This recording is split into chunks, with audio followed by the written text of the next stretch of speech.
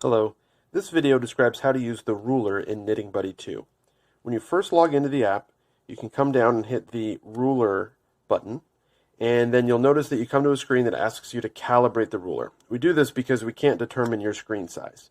So I'll click on this Calibrate Ruler button, and then I'll get a couple of options for do I want to use a credit card or a US dollar or in Europe a €5 note. All of these things are the same size, which is why you have to pick one of those. So all credit cards are the same size. I'm going to use a credit card for the purpose of this demo.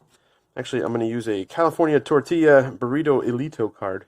So what I'm going to do is line up the left side of my card with the orange line, so I can just see the orange line barely. And then I need to move this purple line into place. So I'm going to use this. You'll see this purple line here moving. I'm going to use this large button to move the purple line. I can move this with kind of coarse grain control on the outside, and then I've got fine grain control to move that arrow, the purple line, a little bit more to the left. So it's just barely visible, and that's what I want, just barely visible. Okay, now that we're done with that, I'm going to hit I've got the orange line over here, the card, and the purple line. I can just see the orange line. I can just see the purple line. Hit the calibration complete. And now we've got our actual ruler. I'll go back, and I have a ruler here that I can line up and test with. And we can see that you have to use the very edge of your screen as 0.